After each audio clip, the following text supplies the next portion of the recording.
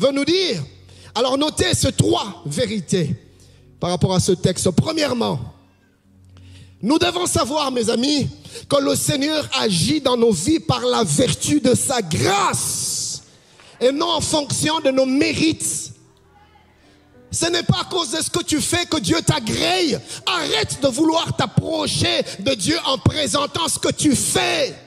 La Bible dit toute la justice de l'homme est semblable à un vêtement souillé devant Dieu. Il n'y a rien que tu puisses faire qui puisse impressionner le cœur de Dieu. Dieu, il est le créateur de tout, il n'est impressionné par rien. Même ta sainteté n'impressionne. De quelle sainteté d'ailleurs suis-je en train de parler? Sommes-nous vraiment saints par position? Oui, mais pas en réalité, parce que la faiblesse est inhérente à notre nature et Dieu le sait. Nous ne sommes que vers de terre, poussière, argile, faille et faiblesse et Dieu le sait. Pouvons-nous vraiment nous approcher de Dieu en brandissant nos limites? Dieu n'agit pas parce que nous méritons. Dieu agit par amour pour nous. Il agit par la vertu de sa grâce. J'ai aimé ce que Paul dit dans Romains 5:8. Il dit, mais Dieu prouve son amour envers nous en ce que lorsque nous étions encore des pécheurs, Christ est mort pour nous. Il n'est pas mort pour nous parce que nous avons mérité qu'il meure pour nous, mais alors que nous étions les plus indignes possibles, alors que nous ne méritions pas son amour. C'est en ce moment-là qu'il nous a aimés et pire, c'est en ce moment-là qu'il est mort pour nous. Et dans Jean 4:10, la Bible dit, et cet amour consiste non point en ce que nous avons aimé Dieu, mais en ce qu'il nous a aimés et envoyé son Fils comme victime expiatoire pour nos péchés. Mon ami, je voudrais te dire ce matin, libère-toi de la culpabilité. Il y a des gens qui se répandent chaque jour pour les mêmes offenses. Ça va faire 10 ans depuis que tu es tombé dans cette affaire et tu te répands dessus chaque jour. Mon frère, Dieu t'a déjà exaucé, Dieu t'a déjà pardonné. Maintenant, move forward, va de l'avant. Ce qui est passé, enterre le passé. J'aime quand l'apôtre Paul dit, mais je fais une chose, oubliant ce qui est en arrière, je me porte vers ce qui est devant. Ta destinée, c'est devant, ce n'est pas... Donne-moi un bon amen et cela s'applique dans ta vie.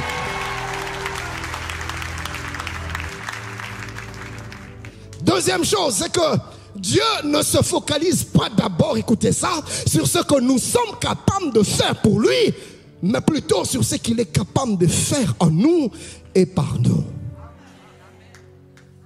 Je répète, Dieu ne se focalise pas d'abord sur ce que nous sommes capables de faire pour lui, mais plutôt sur ce qu'il est capable de faire en nous. Bien-aimé, quand Dieu regarde Jacob en ce moment précis, Dieu ne s'arrête pas sur ce que Jacob est dans le présent. Dieu est en train de voir ce qu'il va faire de Jacob dans le jour qui arrive.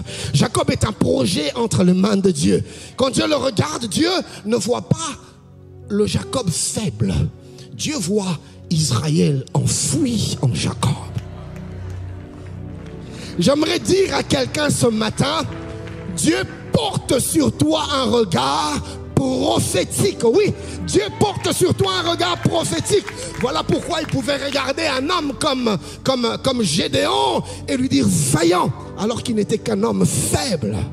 Notre Dieu est celui qui est capable de voir le vaillant qui sommeille dans le faible d'aujourd'hui. Oh, regarde ton voisin, dis-lui, regarde-toi comme Dieu te regarde, vois-toi comme Dieu te voit. Alléluia. La troisième chose à ce niveau, c'est que l'œuvre de Dieu en nous est ce qui nous rend capables. Oui, il dit à Abraham, dans Genèse 12:2, je ferai de toi une grande nation. Moi, je ferai. Il lui dit, je rendrai ton nom grand. Moi, je rendrai. Dans Genèse 17:6, il dit, je te rendrai fécond à l'infini. Je ferai de toi des nations. C'est Dieu. Et j'aime dans Marc 1:17, Jésus leur dit, suivez-moi et je ferai de vous. C'est Dieu qui fait son œuvre en nous. C'est lui qui nous sanctifie, c'est lui qui nous façonne, c'est lui qui nous taille, c'est lui qui nous aiguise, c'est lui qui nous donne sa forme. Alléluia. Il y a un processus de l'enfantement de Christ en nous. Écoutez la promesse que Dieu fait à Israël. Dans Ésaïe 60, 14 à 15. Les fils de tes oppresseurs viendront s'humilier devant toi, et tous ceux qui te méprisaient se prosterneront à tes pieds. Ils t'appelleront ville de l'Éternel, Sion du Saint d'Israël. Écoutez le verset 15e. Au lieu que tu étais délaissé et haï et que personne ne te parcourait, je ferai de toi un ornement. Je lève ma main, je déclare ce matin que Dieu va faire de toi un ornement au nom de Jésus. Donne-moi un bon amen et cela commence dans ta vie. Et malgré le fait que Jacob ici est indigne, Dieu vient, il se manifeste à lui. Aïe, aïe, aïe. Mais ce qui se passe, c'est que malgré cette révélation, Jacob passe à côté de quelque chose. Jacob passe à côté de ce que Dieu aurait voulu qu'il voie.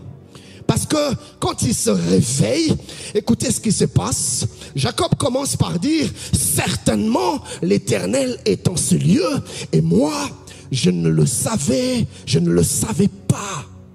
Jacob est dans la présence de Dieu, mais il ignore que Dieu est présent.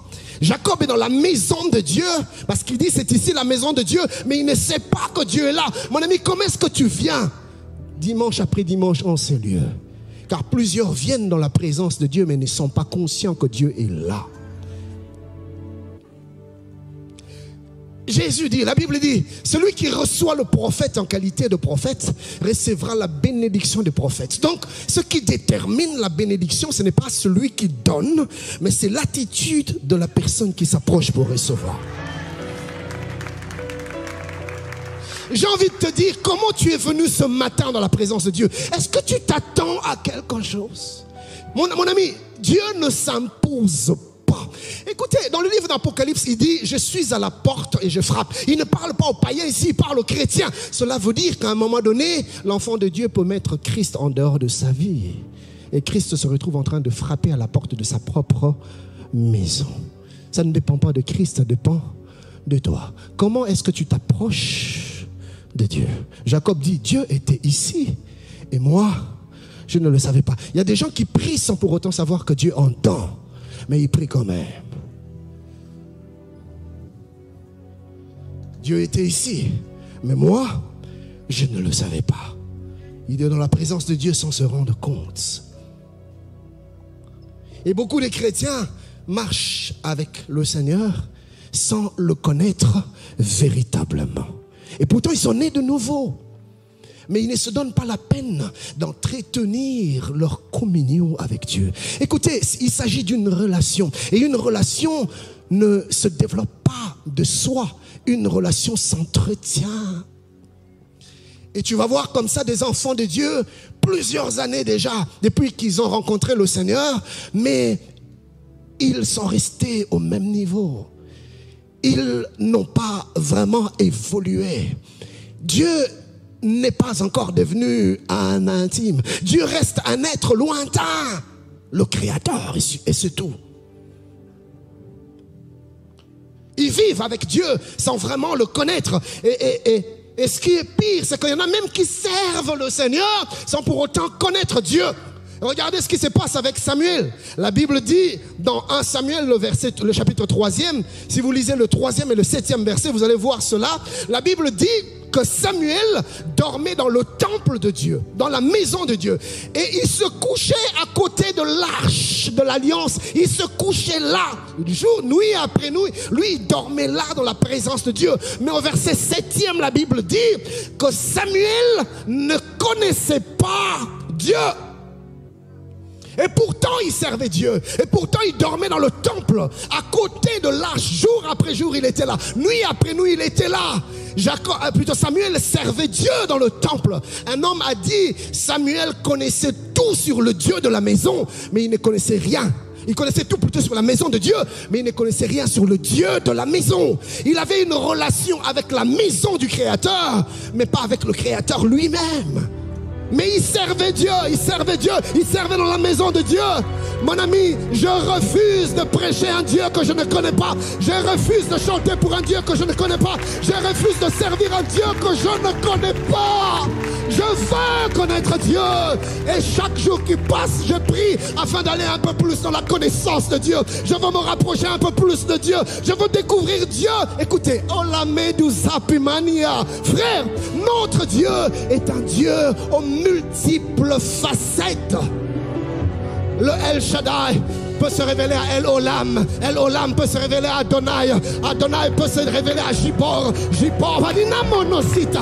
Je lève ma main, je déclare que Dieu se révèle à toi dans une autre dimension.